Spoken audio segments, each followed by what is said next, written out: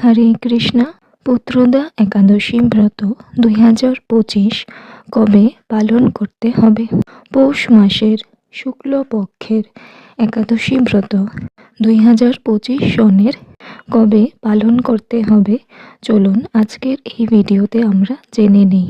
এবং এর সাথে এই ভিডিওটির শেষে থাকছে সমগ্র ভারতবর্ষের একাদশীর পরের দিনের পালনের সময়সূচি। তো ভিডিওটি সম্পূর্ণ দেখুন এবং ভালো লাগলে লাইক এবং শেয়ার করতে ভুলবেন না। আপনাদের একটি লাইক, একটি সাবস্ক্রিপশন আমাদের অনুপ্রাণিত করে আরও উল্লেখযোগ্য বিষয় আপনাদের সামনে তুলে ধরার। তো চলুন শুরু করা যাক।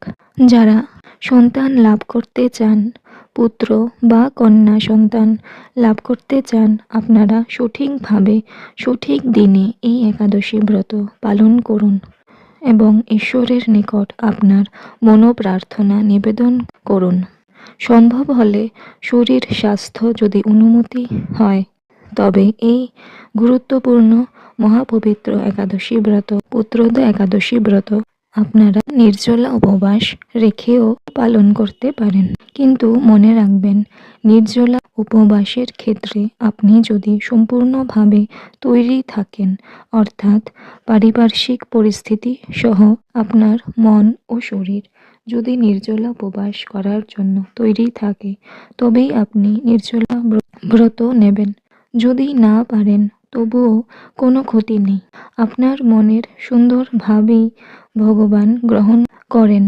আপনি নির্জলা উপবাস রেখেছেন না ফলাহারি রেখেছেন তা গুরুত্বপূর্ণ না।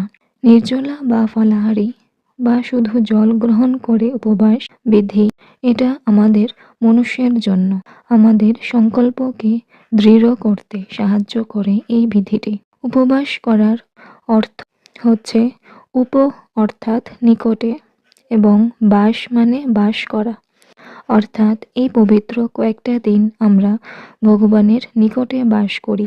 অর্থাৎ এই দিনটিতে সাংসারিক সমস্ত আচার ব্যবহার চিন্তা যতটুকু সম্ভব নিয়ন্ত্রণে রেখে আমাদের চেতনাকে, আমাদের মনকে আধ্যাত্মিক স্তরে পৌঁছানোর একটি প্রয়াস। সহজ ভাষায় বলতে গেলে ওই দিনগুলিতে আমাদের চেষ্টা করা উচিত যাতে আমাদের মন, আমাদের বিবেক, বুদ্ধি, চিন্তা সমস্ত কিছু সাংসারিক দায়িত্ব সুষ্ঠুভাবে পালন করার সাথে ঈশ্বরের নাম স্মরণে ব্যস্ত থাকা।